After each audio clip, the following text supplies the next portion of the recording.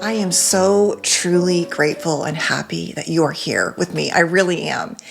And I really have made a course about things that I understand from the inside out, not just personally, but certainly professionally, developing a specialty in this area. And then this added layer of this last year of a deep dive into understanding trauma and neurodivergence, and a journey I'm still on. But what's become very, very clear is that there are these overlaps, especially when it comes to our brains and our stories. And I really do believe, like most people, that childhood alongside genetics and temperament, and of course, what happens as all of that swirls together, creates a strong experience for us that can go in sometimes good ways and sometimes not so good ways. The overarching piece around what I've discovered so far around trauma, especially with any form of insecure attachment, and then kind of playing out depending upon the dynamics, is often this piece of hyper-vigilance. And you literally, once you get it, you will be like, oh my God, I cannot believe how much I do this. For so many of us, I mean, even as kids in healthier families, we are looking to our caregivers. Our nervous systems are telling stories, and we are following those stories and those narratives. And one of them is hypervigilance, which we're going to talk so much about in this course. And the other one is how these dynamics of what I call eggshell relationships and hypervigilance and all of the things that happen to us often create this personality, this part of ourselves that we just think it's who we are. And I'm going to keep saying it, but I thought everything was trauma. And I don't necessarily think that everything is trauma. I don't think everything is traumatic. But I do believe that this combination of being in a childhood where for all kinds of different reasons you learn to scan and read alongside other dynamics that are often very common in eggshell parents and partners, they create this personality of who we are. And it's why I can post, I think, something online that so many people relate to, because it really plays out in these dynamics. So to start off the course, before we really dive into all of the details, I've created a couple assessments for you, because I really want you to get familiar with the symptoms. I think you'll have a lot of aha moments, at least I hope that you will, throughout the course. Throughout the case studies I'm going to present as I read some examples, and I hope that each of them will kind of spark ideas in you. So the first one is really a test on hypervigilance. And at the core, without the trauma pieces, although hypervigilance is basically most often created out of some kind of traumatic or need to read situation, what I want you to really get here is how much you do it in the high key moments and the low key moments. The moments of watching your partner walk in the door and making assessments about everything you know about them and you and your relationship. Parents, partners, lovers, bosses, friends. And how you're often reading, especially if you had a childhood that was defined by a more unpredictable, unstable dynamic, or unpredictable really is the heart. The stability can vary, but if it's not predictable, it creates a sense of a lack of safety. So that's the goal in this test here, is for you to check each box that applies.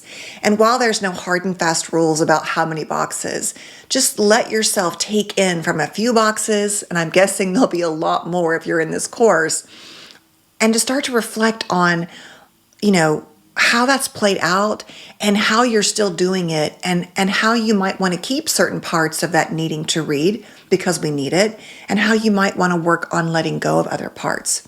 As the course evolves, we will work more and more towards skills. The next test is really an assessment of what I've just described as how these elements create often this trauma personality.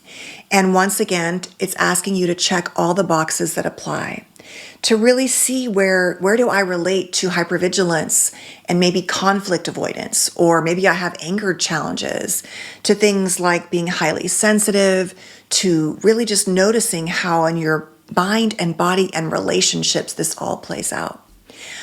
The last page here is just giving you an example of how all of this works with this hierarchy that creates the trauma personality. The first dynamic is a fear. Now, the fear might be on the high end or low end, but it is about caregiver responsiveness, stability, predictability, or lack thereof, and how that needing to read, let's say you're a baby and you're crying, and your parent gets really irritable when you cry, or they send you alone to your room to cry it out in your crib. We'll talk more about that in the attachment theory section. But you're learning that, my emotions affect their emotions. Or if I cry a lot, it makes them rage and scream and yell. Or if I cry a lot, I get sent away. And that fear of disconnection from actual fear, it's unsafe, to disconnection, which also feels unsafe, creates this need to read. And so that's the heart of the lack of predictability and instability that often happens for us. And so we learn that we have to rotate around our caregivers' emotions and feelings and behaviors and communications and how they engage in relationships.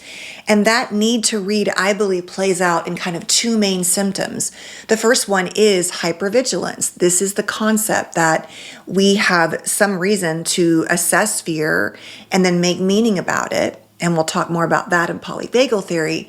But alongside that, as children, we need to get responses from our caregivers that serve us.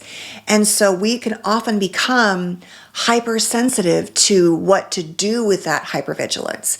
So in other words, I know that when I scan my mommy is stressed, I need to do something for her. I need to be good. I need to play alone.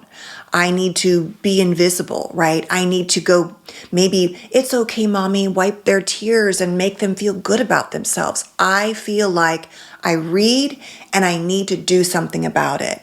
And that hypersensitivity plays out in scanning and making meaning, most often about what to do for others so that we can be safe, so that we can handle disconnection.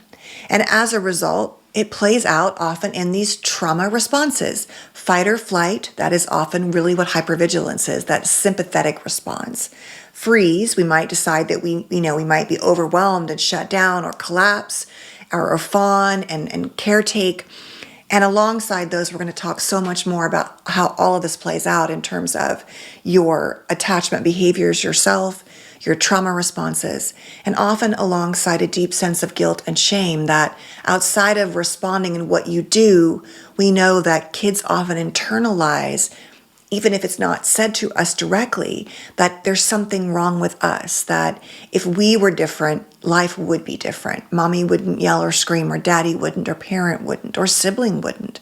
Because we know that these relationships can be primarily, I'm discussing parents, but it can also happen in like so many unsafe relationships where you, like I said, watch your partner walk in the door and know that if they slam the door, they're going to start raging at you. If they're too quiet, that can mean something. And so everything from that to even a mentally ill sibling or grandparent who might live with you, all of that affects our bodies again and again and again. So once again, welcome to the course. Please keep the answers you provide in this section in mind so that you can use them to further your knowledge about which parts of the course you think might benefit you more. So I will see you in the next video.